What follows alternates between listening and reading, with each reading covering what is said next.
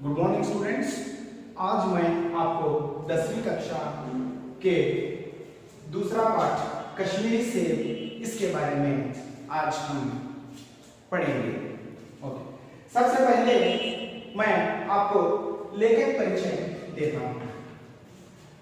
मुंशी प्रेमचंद जी हिंदी साहित्य के सर्वश्रेष्ठ कहानीकार और साहित्यकार माने जाते हैं और उन्हें हिंदी का सम्राट भी कहा जाता है। मुंशी प्रेमचंद का जन्म वाराणसी के लमही गांव में 1880 में हुआ और वे इनकी शिक्षा मैट्रिक तक इन्होंने शिक्षा पाई है। वे गरीब थे और उनके माता प्रेमचंद उनके जो मातृ प्रेम से वंचित रहे हैं और वे यथार्थवादी लेखक थे और उनकी रचनाएं गोदान, सेवा सदन, रंगभूमि, कर्मभूमि आदि इन्होंने उपन्यास लिखे, कहानियां लिखे और नाटक भी लिखे हैं। और ये कश्मीरी सेब मानस सरोवर नामक संकर कहानी संग्रह से लिया गया है। तो आज ये इसका जो परिचय मैं आपको दिया हूं, तो इसके बाद में मैं आदर्श वाचन करता हूं। कश्मीरी सेब, कश्मीरी सेब ये कल शाम को चौक में 2-4 जरूरी चीजें खरीदने गया था। पंजाबी में और पुरुष की दुकानें रास्ते ही में पड़ती हैं। एक दुकान पर बहुत अच्छे रंगदार गुलाबी सेब सजे सेब नजर आए। जी ललच उठा। आजकल शिक्षित समाज में विटामिन और प्रोटीन के विचार में करने की प्रवृत्ति हो गई है। तो यहाँ पर मैं आपको हो गई है और इस हो गई है। टोमेटो को पहले कोई भी न पूछता था, अब टोमेटो भोजन का आवश्यक अंग बन गया है। तो इसका अर्थ है लोग शैक्षिक समाज के अंदर आज शैक्षिक समाज में लोग विटामिन और प्रोटीन के बारे में सेब जो है, जो लेखक शाम चौक गया और वहां रंगदार गुलाबी सेब देखा, जी ललचा और ललचने के बाद क्या हो गया वो, और शैक्षिक समाज में विटामिन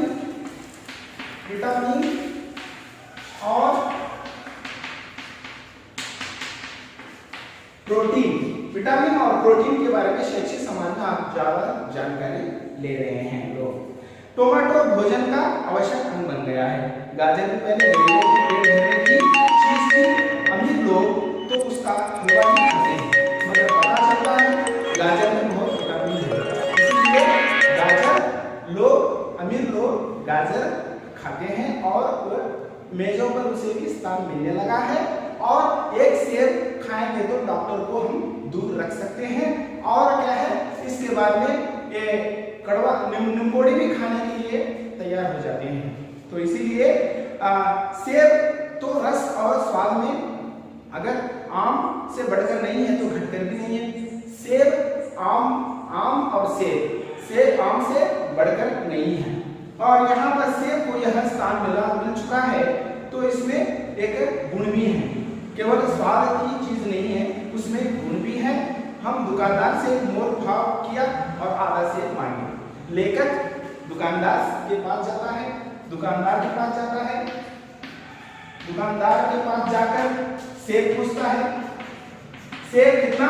आधा सेब पूछता है। दुकानदार ने कहा, बाबूजी बड़े मजेदार सेब आए हैं, खास कश्मीर के हैं, ले जाइए, खाकर तबीयत खुश हो जाएगी। दुकानदार कहता है, लेखक को कहता है, प्रेमचंद को कहता है। कहने के बाद मैंने रुमाल निकाला। लेखक रुमाल निकालता है, उसे देते हुए कहा, चुनकर लाना। दुकानदार ने तराजू उठाई और अपने नौकर से बोला, सुनो, आधा सेब कश्मीरी सेब निकाल लाना, चुनकर लाना। दुकानदार नौकर से कहता है, दुकानदार किसे कहता है? नौकर से कहता है और नौकर से कहता है 4 सेब लाना। लौंडा 4 सेब लाया। दुकानदार ने तौला, एक लिफाफे में उन्हें रखा और रुमाल में बांधकर मुझे दे दिया। मैंने 4 आने उसके हाथ में रख दिया। दुकान लौंडा ने उसे लाकर दिया, 4 सेब लाकर दिया। कितने? 4 सेब लाकर दिया। ये जो है ये 4 सेब ला कर दिया, 4 सेब ला कर दिया, ला कर देता है, उसे लिफाफे में रुमाल देता है, तो लिफाफे में रखकर उसे बांध कर दे देता है।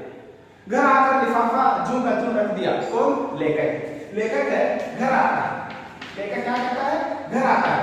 आकर ऐसे सेब जो है, ये सेब है, ये सेब को जो का त्यों रख दिया। रात को सेब आया, सेब या कोई दूसरा फल खाने का फायदा नहीं है। रात में फल खाने का से कुछ फायदा नहीं है, तो यहाँ पर फल खाने का तो समय नहीं है। फल खाने का समय तो प्रातःकाल है। प्रातःकाल मतलब सुबह, यानी प्रातःकाल अर्ली इन द मॉर्निंग कहते हैं। आज सुबह मुंह हाथ धोकर नाश्ता करने के लिए सेब निकाला। सुबह नाश्ता करने के लिए जब सेब निकाला तो सड़ा हुआ था, 1 रुपए के आकार का। जब पहला सेब निकाला तो नाश्ता के लिए 1 रुपए के आकार का सड़ा हुआ था। 1 रुपए के आकार का क्या हुआ था? सड़ा हुआ था। वहां लग गया था, सड़ा हुआ था। 1 रुपए के आकार का छिलका गल गया। दूसरा सेब निकाला तो ये आधा सड़ा हुआ था। दूसरा सेब निकाला तो सड़ा हुआ था, तो रुपए के आकार का छिलका गल गया था, समझा रात को दुकानदार ने देखा ना होगा। दूसरा निकाला मगर आधा सड़ा हुआ। ये कितना? दूसरा निकाला तो ये आधा क्या था? ये आधा सड़ा हुआ। ये 1 रुपए के आकार का गल गया था, ये दूसरा आधा सड़ा हुआ था, दूसरा सेब। और तीसरा सेब सड़ा हुआ था। अब संदेह हुआ, दुकानदार ने मुझे धोखा तो नहीं दिया। हाँ, तीसरा सेब निकाला तो यह सड़ा तो नहीं था, लेकिन बिल्कुल पिचक गया था। ये क्या हुआ था? पिचक गया था। तीसरा सेब क्या हुआ था? पिचक गया था, नहीं दब गया था। पिचकना मतलब दब जाना, गया था। सड़ा तो न था, मगर एक तरफ से दबकर बिल्कुल पिचक गया। चौथा देखा, यह तो बेदाग था, मगर उसमें एक काला सुराख था, जैसा आकर बेरा में होता है। हाँ, तो ये यहाँ पर क्या है? ये बिल्कुल अच्छा था, लेकिन इसके अंदर क्या है? सुराख थे। जिस तरह से सुराख थे, बेदाग था, लेकिन उसके अंदर सुराख थे। हाँ, जैसे अक्सर बेरों में होता है। तो कांटा तो भीतर वैसे ही धब्बे जैसे बेल में होते हैं। एक सेब को खाने लायक नहीं, एक भी सेब खाने के लायक नहीं। चारों सेब दुकानदार के पास लेकर लेता है, लेकिन कोई भी सेब खाने के लायक नहीं है।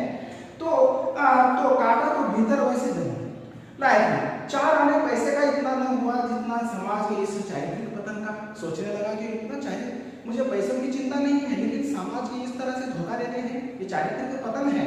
और ये दुकानदार ने जानबूझकर मेरे साथ धोखाधड़ी का व्यवहार किया है। दुकानदार ने मेरे साथ धोखाधड़ी का व्यवहार किया है, धोखा दिया है। क्या किया है? उसे धोखा दिया है, यानी धोखा दिया है, धोखाधड़ी का धोखा किया है। एक सेब सड़ा हुआ होता तो मैं उसके क्षमा के योग्य समझता, सोचा उसकी निगाह न पड़ी होगी, मगर चारों के चारों सेब खराब हो गए हैं, तो मुझे बहुत दुख हुआ। यह तो साफ धोखा है, मगर इस धोखे में मेरा भी सहयोग था। यानी जब धोखा देता है तो धोखा देने वाले के साथ हमारा भी सहयोग रहता है। क्यों? मेरा उसके हाथ में रुमाल देना, मैं उसके हाथ में रुमाल देना, मानो उसे धोखा देने की प्रेरणा दी। उसने भांप लिया कि वह महाशय अपने आंखों से काम लेने वाली चीज नहीं, और न इतने चौंकने वाले। घर से लौटने आए। आदमी बेईमानी तभी करता है जब उसे अवसर मिलता है, यानी आदमी बेईमानी तब करता है तब उसे बेईमानी का अवसर मिलता है। हम खामोश रहेंगे तो वो हम पर बेईमानी करता है।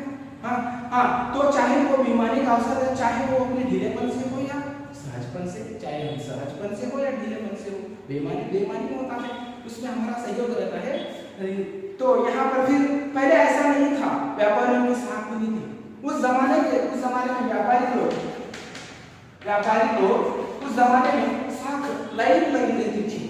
हाँ, थी यूं तोल में चाहे छटाक आधा काट छटाक कस ले, लेकिन आप उन्हें 5 की जगह भूल से 10 के नोट दे आते। 5 रुपए की जगह 10 का नोट अगर दे आते, उस जमाने में वो पैसे आपको लौटाते थे, कोई चिंता करने की आवश्यकता नहीं थी। हाँ, उस पुराने जमाने में ऐसे व्यापारी थे, तो आपको घबराने की कोई जरूरत न थी, आपके रुपए सुरक्षित थे। मुझे याद है कि एक बार मैं मुहर्रम के महीने में एक दुकानदार से 1 पैसे की रेवड़ी ली थी। मुझे याद है, लेकर कह रहा है, मैं एक बार मुहर्रम के जुलूस के अंदर उस वहां पर एक रेवड़ी यानी बर्फी, रेवड़ी मतलब बर्फी ली थी। तो 1 पैसे की जगह मैंने वहां पर उसे 1 पैसे की अठन्नी देकर आई, लेकिन उसने आकर जब अपनी भूल मालूम हुई तो अठन्नी दे आया था।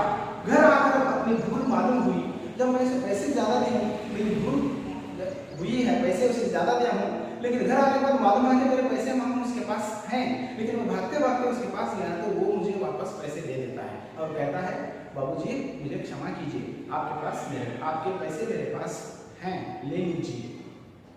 लेकिन ये कश्मीरी वाला सेब वाला इसे क्षमा ये नहीं, और यहाँ पर ये क्षमा मांग रहा है, ये क्षमा के योग्य नहीं है। हाँ, कश्मीरी सेब जो दुकानदार है क्षमा के योग्य नहीं है, ये पहले के जमाने के लोग, इस जमाने के व्यापारी ये क्षमा मांग रहे हैं। तो इसीलिए इस यहाँ कश्मीरी सेब के नाम से सड़े हुए बचे। तो यहाँ पर अकबर जब अपनी भूल मालूम हुई तो दुकानदार के पास दौड़ गया।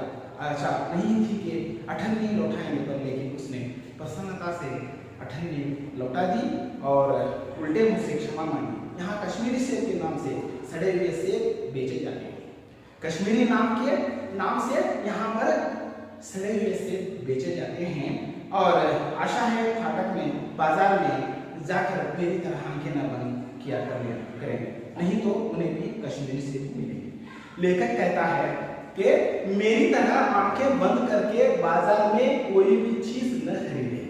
अर्थात इस पाठ का उद्देश्य ये है कि कोई भी चीज बाजार में खरीदने से पहले सावधानी बरतनी चाहिए। इस पाठ का आशय ऐसा न हो कि उसे सड़े हुए कश्मीरी सेब न मिले। Thank you boys.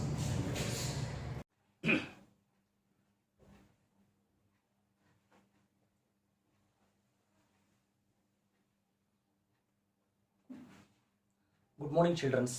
In the first lesson, you learned about the how the British occupied the eastern part of India. Let us start second lesson. The second lesson is the extension of British rule.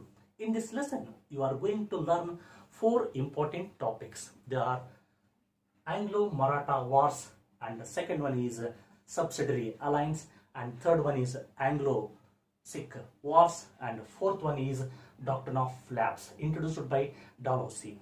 Dear students, you came to know that through the Battle of Carnatic's, Battle of Plassey, the British proved that no any other European powers challenged them in India. But in India, Mysore state in south, Maharashtra in the northwest, and Punjab in the north independent. They were not under control of the British. They were dominated. To occupy these regions, the British waged 3 Anglo-Maratha wars, 4 Anglo-Mysore wars, and 2 Anglo-Sikh wars. In this lesson, you are going to learn about the 3 Anglo-Maratha wars and Anglo-Sikh wars. Let us start from the first Anglo-Maratha wars. The first Anglo-Maratha war waged between British and Marathas in 1775 to 1782. Here, Shah Alam helped by the Marathas, and he became to throne in Delhi. And Shah Alam gave Kora and Allahabad to the Marathas. But these places were under control of the British. So the British declared the war against the Marathas. In this war, the British completely defeated the Marathas. Now let us start the second topic, Subsidiary alliance. The Subsidiary alliance introduced by Lord Wellesley. Lord Wellesley implemented this policy to occupy the major parts of the India.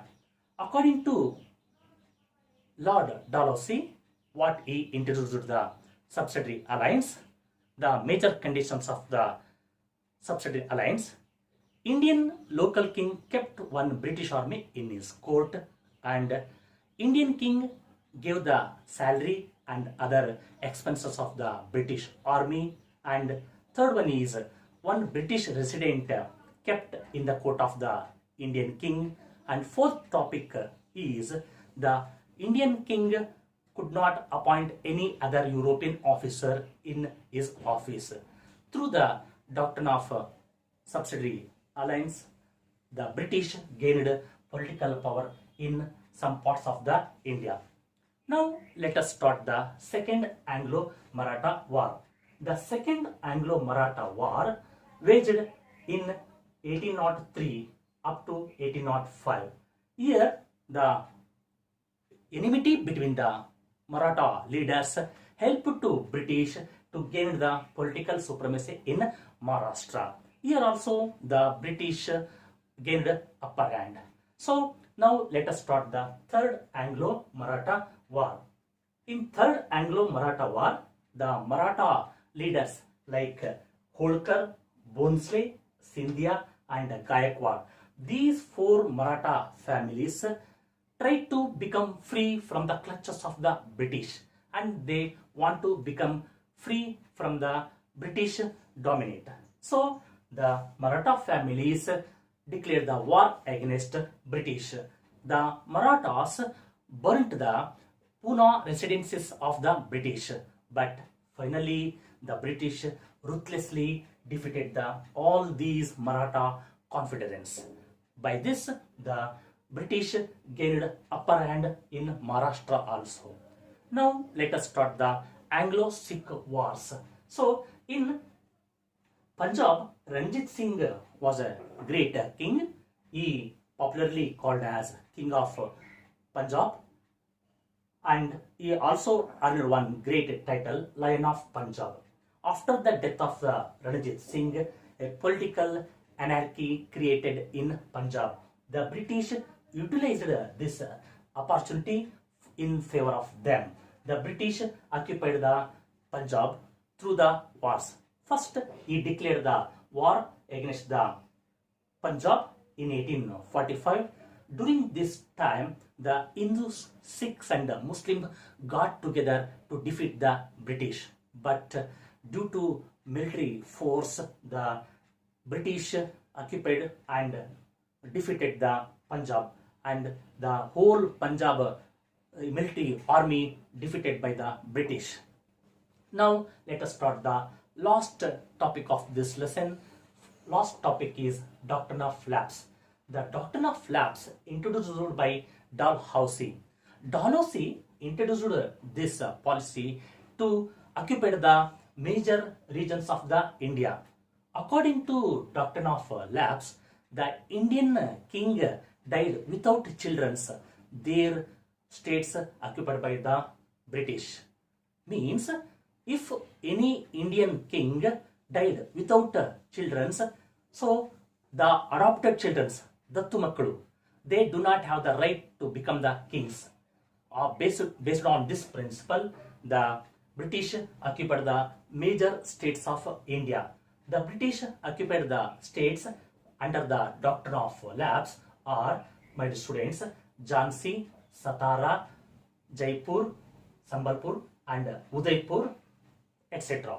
So in this way, the British occupied the whole India. So because of this reason, the people became upset about the British administration, and the people declared the war against British also.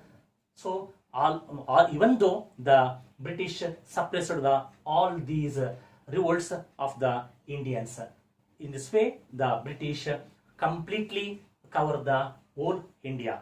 Thank you, one and all.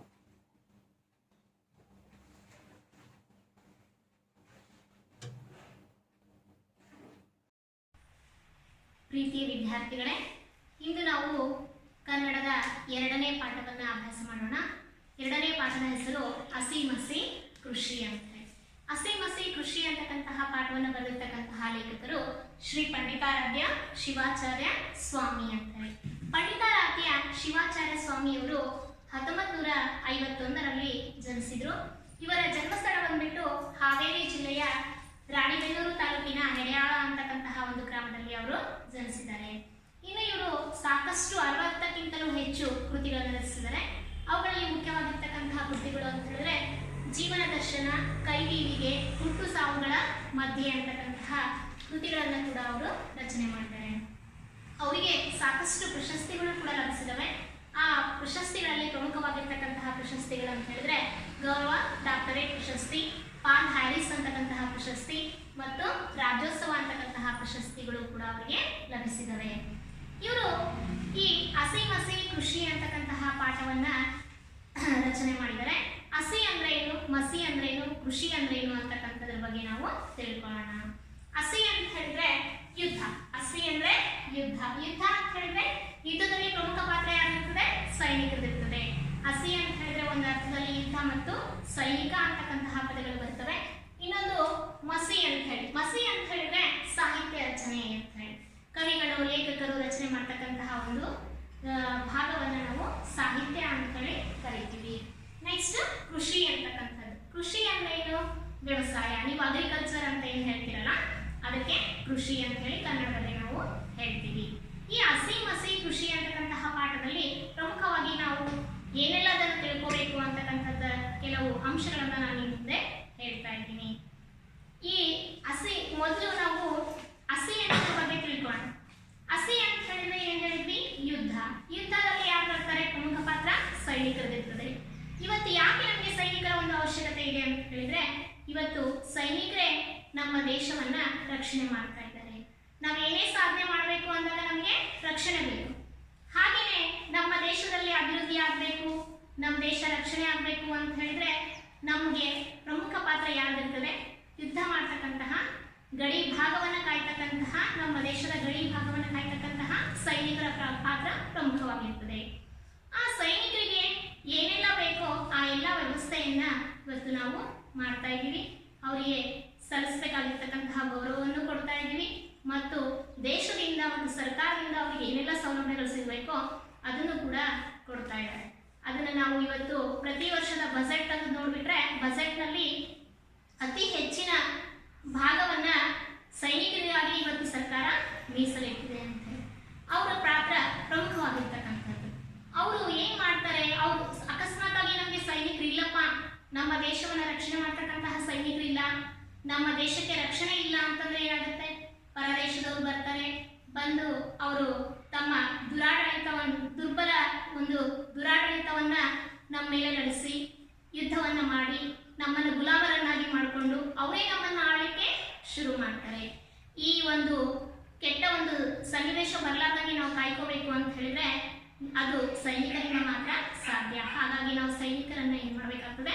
ರಕ್ಷಣೆ ಮಾಡಬೇಕಾಗ್ತದೆ. ಅವ್ರಿಗೆ ಬೇಕಾಗಿರ್ತಕ್ಕಂತಹ ಸೌಲಭ್ಯಗಳನ್ನು ಕೂಡ ನಾವು ಕೊಡಬೇಕಾಗ್ತದೆ. First ರಕ್ಷಣೆ ಮಾಡಿಕೊಂಡು ನಮ್ಮನ್ನು ನಾವು ರಕ್ಷಣೆ ಮಾಡಿಕೊಂಡಾಗ ನಾವೇನಾದ್ರೂ ಸಾಧಿಸಬೇಕಾಗ್ತದೆ, ನಮ್ಮ ದೇಶದ ಪ್ರಗತಿ ಆಗ್ತದೆ, ಜನರ ಒಂದು ಬೆಳವಣಿಗೆ ಆಗ್ತದೆ ಅಂತ ಹೇಳಿ ನಮ್ಮ ಇಲ್ಲಿ ಪಂಡಿತಾರಾಧ್ಯ ಶಿವಾಚಾರ್ಯ ಸ್ವಾಮಿಗಳವರು ತಿಳಿಸ್ಕೊಡ್ತಾ ಇದ್ದಾರೆ. ಈ ಹಸಿ ಎಷ್ಟು ಮುಖ್ಯನೋ, ಸೈನಿಕ ಎಷ್ಟು ಮುಖ್ಯನೋ, ಅದ್ರ ಜೊತೆಗೆ ಮಸಿ ಅಂತಕ್ಕಂತಹ ಸಾಹಿತ್ಯ ಕೂಡ ಅಷ್ಟೇ ಮುಖ್ಯವಾಗಿರ್ತದೆ. ಸಾಹಿತ್ಯ ಭಾಗವನ್ನು ನಾವು ತಗೊಂಡಾಗ ಈ ಒಂದು ಗಾದೆ ಮಾತು ಇದೆ. ಏನಪ್ಪಾ ಅದು ಗಾದೆ ಮಾತು ಅಂತ ಹೇಳಿದ್ರೆ, ಪೆನ್ನು ಕಡ್ಡಕ್ಕಿಂತಲೂ ಹರಿತವಾದುದು ಅಂತಕ್ಕಂಥದ್ದು. ಯಾವ ರೀತಿ ಅದಕ್ಕೆ ಎಕ್ಸ್ಪ್ಲೇಷನ್ಸ್ ಹೇಳ್ಬೇಕಪ್ಪ ಅಂತ ಹೇಳಿದ್ರೆ, ಇವತ್ತು ಪೆನ್ನಿನಿಂದ ನಾವು ಏನ್ ಮಾಡ್ತೀವಿ ಅಂತ ಹೇಳಿದ್ರೆ ಬರವಣಿಗೆಯನ್ನು ಮಾಡ್ತೀವಿ. ಲಿಖಿತ ರೂಪದಲ್ಲಿ ಇರ್ತಕ್ಕಂತಹ ಒಂದು ಮಾಹಿತಿ ಇರ್ಬೋದು, ಒಂದು ಪತ್ರ ಇರ್ಬೋದು, ಅದಕ್ಕಿರ್ತಕ್ಕಂತಹ ಒಂದು ಒಳ್ಳೆಯ ಒಂದು ಅದನ್ನು ಯಾರೂ ಅಳಿಸ್ಲಿಕ್ಕಾಗಂಗಿಲ್ಲ. ಅದೇ ಇವಾಗ ಎಕ್ಸಾಂಪಲ್, ಪಕ್ಕದ ಮನೆಯವ್ರ ಜೊತೆಗೆ ನಾವೇನೋ ಒಂದು ಒಬ್ರಿಗೊಬ್ರು ಹೊಂದಾಣಿಕೆ ಅಥವಾ ಒಪ್ಪಿಗೆ ಮಾಡ್ಕೊಂಡಿರ್ತೀವಿ. ಅದು ಬರೇ ಬಾಯಿಂದ ಹೇಳಿದಾಗ ಅದೇನಾಗಲ್ಲ, ಇವತ್ತು ಅಂತಾರೆ ನಾಳೆ ಇಲ್ಲ ಅಂತ ಹೇಳ್ತಾರೆ. ಎಕ್ಸಾಂಪಲ್, ಒಂದು ಲ್ಯಾಂಡ್ ಪರ್ಚೇಸ್ ಮಾಡಿರ್ತೀವಿ, ಅದನ್ನ ನಾವೇನಂತೀವಿ? ಇಷ್ಟು ಭಾಗ ನೀವು ತಗೊಂಡ್ರೆ ಇಷ್ಟು ಭಾಗ ನಾವು ತಗೋತೀವಿ. ಬರೇ ಬಾಯಿ ಮಾತಿನಲ್ಲಿ ಇರ್ತಕ್ಕಂಥದ್ದಕ್ಕೆ ಏನಿರಲ್ಲ, ವ್ಯಾಲ್ಯೂ ಇರಲ್ಲ. ಅದೇ ನಾವು ಏನಾದರೂ ಆ ಭೂಮಿಯನ್ನ, ಆ ಜಾಗವನ್ನು ಅಳತೆ ಮಾಡಿ ಅದು ಒಂದು ಲಿಖಿತ ರೂಪದಲ್ಲಿ ಒಂದು ರಿಜಿಸ್ಟ್ರೇಷನ್ ಅಂತಕ್ಕಂತಹ ಒಂದು ಪತ್ರದಲ್ಲಿ ಇತ್ತಪ್ಪ ಅಂತ ಹೇಳಿದ್ರೆ ಅದನ್ನ ಯಾರೂ ಧಿಕ್ಕರಿಸ್ಲಿಕ್ಕೆ ಆಗಂಗಿಲ್ಲ. ಒಂದು ನ್ಯಾಯಾಲಯ ಕೂಡ ಧಿಕ್ಕರಿಸ್ಲಿಕ್ಕಾಗಲ್ಲ. ಅದು ಬರವಣಿಗೆ ಅಂತಕ್ಕಂಥದ್ದು, ಲಿಖಿತ ರೂಪದಲ್ಲಿ ಇರ್ತಕ್ಕಂಥದ್ದು ಬಹಳ ಜಾಗೃತವಾಗಿರ್ತಕ್ಕಂಥದ್ದು. ಹಾಗಾಗಿ ಇನ್ನೂ ಎಕ್ಸಾಂಪಲ್ ಹೇಳ್ಬೇಕಪ್ಪ ಅಂತ ಹೇಳಿದ್ರೆ, ಸಾಹಿತ್ಯ ಏನ್ ಮಾಡ್ತದೆ? ಸಾಹಿತ್ಯ ನಮಗೆ ಸಾಕಷ್ಟು ಜ್ಞಾನವನ್ನು ಕೊಡ್ತದೆ. ಸಾಹಿತ್ಯವನ್ನು ರಚಿಸ್ತಕ್ಕಂತಹ ಕವಿಗಳಿರ್ಬೋದು, ಲೇಖಕರಿರ್ಬೋದು, ದಾಸ ಸಾಹಿತ್ಯದಲ್ಲಿ ಇರ್ತಕ್ಕಂತಹ ಕೀರ್ತನಕಾರರು ಇರ್ಬೋದು, ನಂತರ ವಚನ ಸಾಹಿತ್ಯದಲ್ಲಿ ಇರ್ತಕ್ಕಂತಹ ವಚನಕಾರರು, ಅವ್ರು ಏನ್ ಮಾಡ್ತಾರೆ? ವಚನಗಳಲ್ಲಿ, ಕೀರ್ತನೆಗಳಲ್ಲಿ, ಕವಿತೆಗಳಲ್ಲಿ, ಸಾಹಿತ್ಯದಲ್ಲಿ ಸಾಕಷ್ಟು ಜನರಿಗೆ ಜ್ಞಾನವನ್ನು ತುಂಬಬೇಕು ಅಂತಕ್ಕಂತಹ ಒಂದು ಉದ್ದೇಶದಿಂದ ಅವರು ಆ ಈ ಕವಿತೆ, ಕಥೆ ಮತ್ತು ಕಾದಂಬರಿಗಳಲ್ಲಿ ಕೊಟ್ಟಿರ್ತಾರೆ, ಕೀರ್ತನೆಗಳಲ್ಲಿ, ವಚನಗಳಲ್ಲಿ ಸಾಕಷ್ಟು ವಿವಿಧ ರೀತಿಯ ಎಲ್ಲ ಸಾಹಿತ್ಯದಲ್ಲೂ ಕೂಡ ಆ ಒಂದು ಉತ್ತಮ ಉದ್ದೇಶವನ್ನು ಇಟ್ಕೊಂಡು ಸಾಹಿತಿಗಳು ಏನ್ ಮಾಡ್ತಾರೆ, ಸಾಹಿತ್ಯದಲ್ಲಿ ರಚನೆ ಮಾಡ್ತಾರೆ. ಇದರಿಂದ ನಮಗೇನು ಉಪಯೋಗ, ಇದರಿಂದ ದೇಶ ಹೇಗೆ ಉದ್ಧಾರ ಆಗುತ್ತೆ ಅಂತ ಹೇಳಿದ್ರೆ, ಇವುಗಳನ್ನೆಲ್ಲ ಓದೋದ್ರಿಂದ ಏನಾಗುತ್ತೆ, ಎಲ್ಲ ಮನುಷ್ಯ ಕೂಡ ಒಂದು ಓದಿ ಬದಲಾವಣೆ ಆಗ್ತಕ್ಕಂತಹ ಸಂದರ್ಭಗಳು ಬರ್ತವೆ. ಮನುಷ್ಯ ಎಷ್ಟೋ ಒಂದು, ನೀವೇ ಎಕ್ಸಾಂಪಲ್, ರಚನೆ ಮಾಡಿರ್ತಕ್ಕಂತಹ ಕಾದಂಬರಿಯನ್ನ ಚಲನಚಿತ್ರ ರೂಪಕ್ಕೆ ತಗೊಂಡು ಬರ್ತಾರೆ. ಚಲನಚಿತ್ರವನ್ನು ನೋಡಿದಾಗ ಕೂಡ ಎಷ್ಟೋ ವ್ಯಕ್ತಿಗಳು ಏನ್ ಮಾಡ್ತಾರೆ, ತಮ್ಮ ಮನಸ್ಸನ್ನ ಬದಲಾವಣೆ ಮಾಡ್ಕೊಂತಾರೆ. ಆ ಚಲನಚಿತ್ರ ಇಲ್ಲದೆ ಇದ್ದಾಗ ಕೂಡ ಓದಿರ್ತಕ್ಕಂತಹ ಕಥೆ ಇರ್ಬೋದು, ಕಾದಂಬರಿ ಇರ್ಬೋದು, ಯಾವ್ದಾದ್ರು ಒಂದು ಉಪನ್ಯಾಸ ಇರ್ಬೋದು, ಅವುಗಳನ್ನ ನಾವು ಓದಿದಾಗ ಏನ್ ಮಾಡ್ತೀವಿ, ನಾವು ಈ ತರ ಬದಲಾವಣೆ ಆಗ್ಬೇಕು ಅಂತ ಹೇಳಿ ಮನುಷ್ಯ ಬದಲಾವಣೆ ಆಗ್ಲಿಕ್ಕೆ ಒಂದು ಅವಕಾಶ ಇರ್ತದೆ. ಮನುಷ್ಯ ಯಾವಾಗ ಬದಲಾವಣೆನೂ ಆಗ್ತಾನೆ, ಬೆಳವಣಿಗೆ ಕೂಡ ಆಗ್ತಾನೆ. ಮನುಷ್ಯ ಬೆಳವಣಿಗೆ ಆದ ಮೇಲೆ ಏನಾಗುತ್ತೆ, ಪ್ರಪಂಚ ಕೂಡ ಬೆಳವಣಿಗೆ ಆಗ್ತದೆ. ಈ ರೀತಿಯಾಗಿ ಮನುಷ್ಯ ಒಂದು ಉತ್ತಮ ಸ್ಥಿತಿಗೆ ಬರಲಿಕ್ಕೆ, ಜನರಲ್ಲಿ ಜಾಗೃತಿ ಮೂಡಲಿಕ್ಕೆ, ದೇಶ ಅಭಿವೃದ್ಧಿ ಹೊಂದಬೇಕು ಅಂತ ಹೇಳಿದ್ರೆ ಸಾಹಿತ್ಯ ಕೂಡ ಅಷ್ಟೇ ಪ್ರಮುಖವಾಗಿರುತ್ತದೆ. ಈ ರೀತಿಯಾಗಿ ಪಂಡಿತ ಶಿವಾಚಾರ್ಯ ಸ್ವಾಮಿಗಳವರು ಇಲ್ಲಿ ಹಸಿ ಎಷ್ಟು ಮುಖ್ಯ, ಮಸಿ ಎಷ್ಟು ಮುಖ್ಯ ಅಂತ ಹೇಳಿದ್ದಾರೆ. ಅವೆಲ್ಲದಕ್ಕೂ ಬಹಳ ಉತ್ತಮವಾಗಿರ್ತಕ್ಕಂತಹ ಇನ್ನೊಂದು ವಿಷಯ ಏನಪ್ಪಾ ಅಂತ ಹೇಳಿದ್ರೆ ಕೃಷಿ ಅಂತ. ಕೃಷಿಯಲ್ಲಿ ಯಾರು ಪ್ರಮುಖರು? ಕೃಷಿಕನೇ ಪ್ರಮುಖ. ಕೃಷಿ ಅಂದ್ರೆ ಈಗ ವ್ಯವಸಾಯ ಮಾಡ್ತಕ್ಕಂಥವ್ರು ಯಾರು? ರೈತರು. ನಾವು ಪ್ರತಿದಿನ ಇವತ್ತು ರೈತ ಗೀತೆಯನ್ನ ಕೇಳ್ತಾ ಇದ್ದೀವಿ. ರೈತ ಏನಪ್ಪಾ? ರೈತ ದೇಶದ ಬೆನ್ನೆಲುಬು, ಕೃಷಿಕ ದೇಶದ ಬೆನ್ನೆಲುಬು. ನಮ್ಮ ದೇಶ ಇವತ್ತು ಅಭಿವೃದ್ಧಿ ಹೊಂದಬೇಕಂದ್ರೆ ಬ್ಯಾಕ್ ಬೋನ್ ಆಗಿ ನಿಂತು ಸಪೋರ್ಟ್ ಕೊಡ್ತಕ್ಕಂಥವ್ರು ಯಾರು ಇವತ್ತು? ರೈತ. ಆ ರೈತನನ್ನ ನಾವು ಏನ್ ಮಾಡ್ಬೇಕು, ರೈತನಿಗೆ ಏನೆಲ್ಲ ರೈತನಿಗೆ ಯಾವ ರೀತಿಯ ಒಂದು ಸೌಲಭ್ಯಗಳನ್ನ ನಾವು ಕೊಡಬೇಕು, ಅವನ ಕಷ್ಟಗಳೇನು ಅನ್ನೋದನ್ನು ಕೂಡ ನಾವು ಅರ್ಥ ಮಾಡ್ಕೋಬೇಕಾಗ್ತದೆ. ಇವತ್ತು ರೈತ ಕೃಷಿ ಮಾಡದೇ ಇದ್ರೆ ನಾವೆಲ್ಲರೂ ಬದುಕಲಿಕ್ಕೆ ಸಾಧ್ಯನೇ ಇಲ್ಲ. ಕೃಷಿಕ ರೈತ ಇವತ್ತು ಸಾಕಷ್ಟು ಸಮಸ್ಯೆಗಳನ್ನ ಅನುಭವಿಸ್ತಾ ಇದ್ದಾನೆ. ನಾವೆಲ್ಲ ಏನ್ ಮಾಡ್ತೀವಿ, ಬರೇ ಮಷಿನ್ಸ್ ಜೊತೆಗೆ, ಕಂಪ್ಯೂಟರ್ ಜೊತೆಗೆ, ಇದ್ರ ಜೊತೆಗೆ ನಮ್ಮ ಕೆಲಸ ಸಾಧನೆಗಳನ್ನ ಮಾಡ್ಕೊಂತೀವಿ. ಆದ್ರೆ ರೈತನ ಜೀವನ ಹಂಗಿಲ್ಲ. ರೈತ ಏನ್ ಮಾಡ್ಬೇಕು, ಪ್ರಕೃತಿ ಜೊತೆಗೆ ಹೋರಾಡ್ಬೇಕು. ಅವನಿಗೆ ಬೇಕಾದಾಗ ಮಳೆ ಬೇಕು, ಮಳೆ ಬರಬೇಕು, ಅವನಿಗೆ ಬೇಕಾದಾಗ ಬಿಸಿಲು ಇರಬೇಕು, ಅವನಿಗೆ ಬೇಕಾದಾಗ ಗಾಳಿ ಬರಬಾರದು. ಈ ರೀತಿಯಾಗಿ ಅವನ ವ್ಯವಸಾಯವನ್ನ ಮಾಡಬೇಕು, ಬಿತ್ತನೆ ಮಾಡಬೇಕು, ಬೆಳೆಯನ್ನ ಬೆಳಿಬೇಕು ಅಂದ್ರೆ ಅವನಿಗೆ ಸಾಕಷ್ಟು ಸಮಸ್ಯೆಗಳು ಇವತ್ತು ರೈತರಿಗೆ ಬರ್ತಾ ಇರ್ತದೆ. ಆ ಎಲ್ಲಾ ಸಮಸ್ಯೆಗಳನ್ನು ಕೂಡ ಎಣಿಸದೆ ಇವತ್ತು ರೈತ ಏನ್ ಮಾಡ್ತಿದ್ದಾನೆ, ನಮಗೆಲ್ಲರಿಗಾಗಿ ಕೃಷಿಯನ್ನ ಮಾಡ್ಬೇಕಾಗಲ್ಲ. ಅಕಸ್ಮಾತ್ ಅವನೇನಾದ್ರೂ ಇಷ್ಟೆಲ್ಲ ಸಮಸ್ಯೆಗಳೇನಪ್ಪಾ ಅಂತ ಹೇಳಿದ್ರೆ, ಜೋರಾಗಿ ಮಳೆ ಬಂತು, ಬೆಳೆ ಎಲ್ಲ ಹಾಳಾಗಿ ಹೋಗ್ಬಿಡ್ತದೆ, ಗಾಳಿ ಬೀಸಿತು, ತೆನೆ ಎಲ್ಲ ನೆಲಕ್ಕೆ ಬಿದ್ದ್ಬಿಡ್ತದೆ. ಅಥವಾ ಬೀಜ ಬಿತ್ತಬೇಕಾದಾಗ ಅವನಿಗೆ ಏನಾದ್ರೂ ಸರಿಯಾದ ವ್ಯವಸ್ಥಿತ ರೀತಿಯಾಗಿರ್ತಕ್ಕಂತಹ ಉತ್ತಮ ಬೀಜಗಳು ಅವನಿಗೆ ದೊರೆತೇ ಇತ್ತಪ್ಪ ಅಂತಂದಾಗ ಅವನು ಬಿತ್ತಿರ್ತಕ್ಕಂತಹ ಬೀಜಗಳು ಕೂಡ ಏನಾಗ್ತದೆ, ನಾಶ ಆಗ್ಬಿಡ್ತವೆ, ಸಸಿಗಳು ಬರಲ್ಲ ಸರಿಯಾಗಿ. ಇದ್ರ ಜೊತೆಗೆ ಅವನೇನಾದ್ರೂ ಅಕಸ್ಮಾತ್ ಬೀಜನೂ ಬಿದ್ದಿರ, ಬೆಳೆನೂ ಬಂತು ಅಂದ್ರೂ ಅವನಿಗೆ ಈ ಒಂದು ಮಾರುಕಟ್ಟೆಯಲ್ಲಿ ಸರಿಯಾದ ಬೆಲೆ ಸಿಗ್ಲಿಲ್ಲ ಅಂದ್ರೆ ಕೂಡ ಅವನು ಹಾಕಿರ್ತಕ್ಕಂತಹ ಬಂಡವಾಳಕ್ಕೆ ಲಾಭ ಸಿಗಲ್ಲ ಒಂದೊಂದ್ಸಲ. ಈ ಎಲ್ಲ ತೊಂದರೆಗಳನ್ನ ಇವತ್ತು ರೈತ ಅನುಭವಿಸಿ ಆದ್ರೂ ಕೂಡ ಇವತ್ತು ನಮಗೆ ಆತ ಅನ್ನದಾತನಾಗಿದ್ದಾನೆ. ಕೃಷಿ ಇಲ್ಲಪ್ಪ ಅಂತ ಹೇಳಿದ್ರೆ ನಾವು ಯಾರು ಬದುಕಲಿಕ್ಕಾಗಲ್ಲ. ಈ ಹಸಿ ಮಸಿಗಿಂತನೂ ಕೃಷಿ ಬಹಳ ಮುಖ್ಯ. ಯಾಕೆ? ಹಸಿಯಲ್ಲಿ ಸೈನಿಕ ಪ್ರಮುಖ ಪಾತ್ರ ಇರ್ತದೆ. ಸೈನಿಕ ಬದುಕಿ ಬಾಳ್ಬೇಕಂದ್ರೆ ಕೂಡ ಅವನಿಗೆ ಆಹಾರ ಬೇಕು. ಅವನಿದ್ರೆ ನಮ್ಮ ದೇಶದ ರಕ್ಷಣೆ ಆಗ್ತದೆ.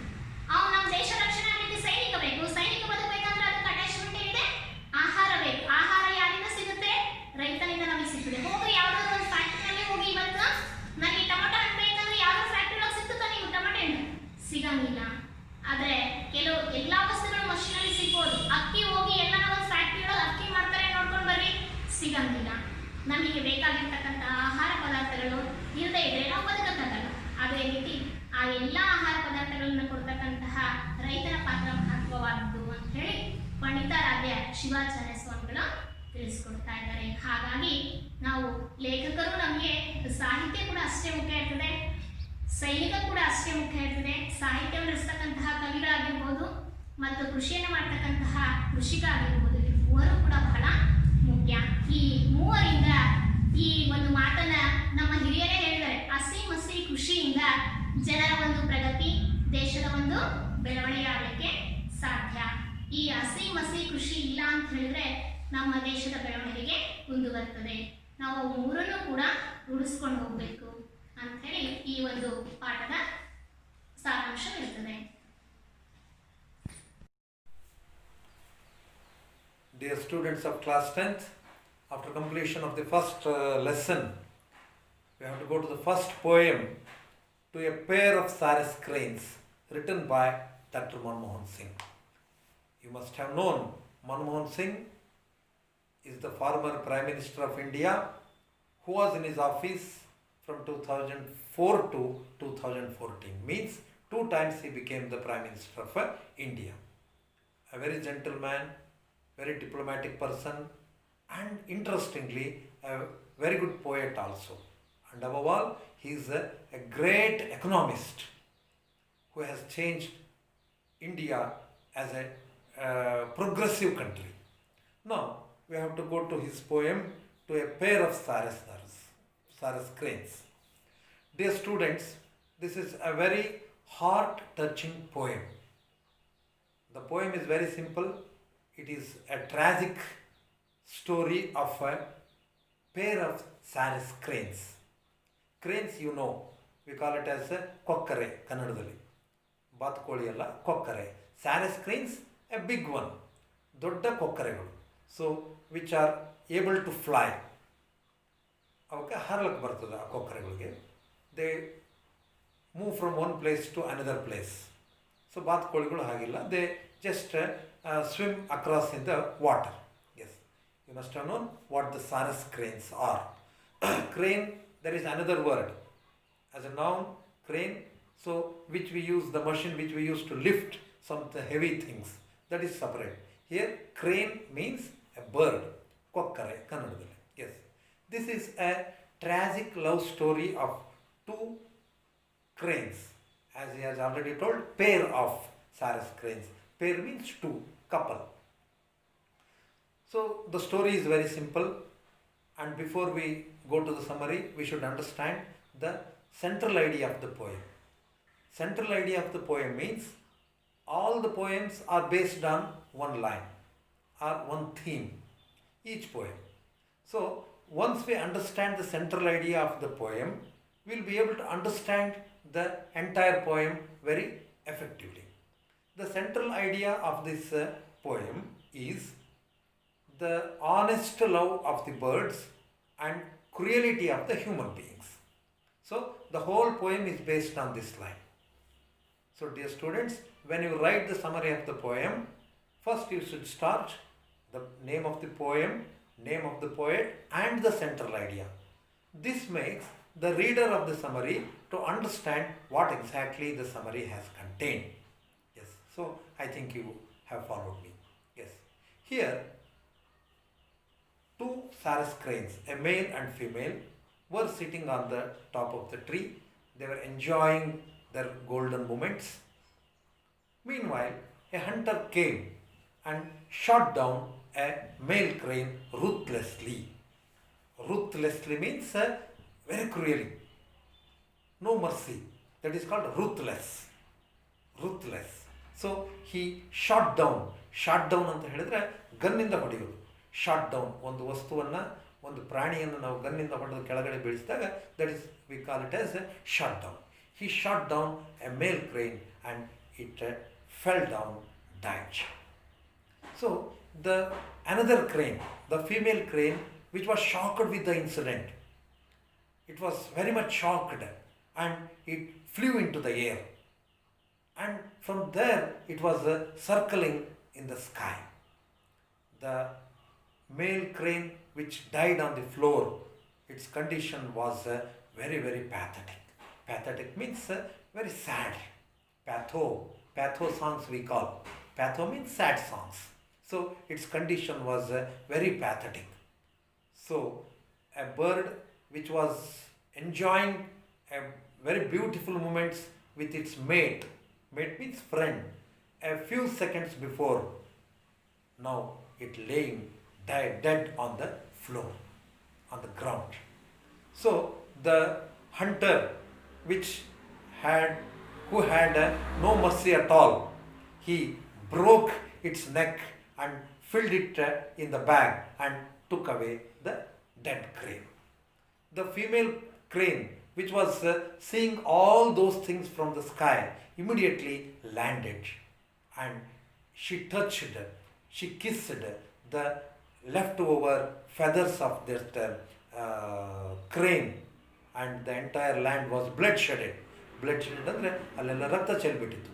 And it was so sad that it was not at all ready to go away from the place. But the hunter, who had nothing to do with all these things, he wanted the bird, he killed it and took away. So the mentality of the hunter and the condition of the crane, both are actually weaved over here. So both are examined here. The mindset of the hunter is the representative of the human beings, we the people. Whereas the innocent bird is the representative of the true and innocent love. The hunter who wanted the bird, he took away the bird, the dead bird, and this particular female crane who lost her mate was crying, but nobody was there to listen to her. Because we the human beings never bother about the happiness or sadness of the others around us. We and our selfishness.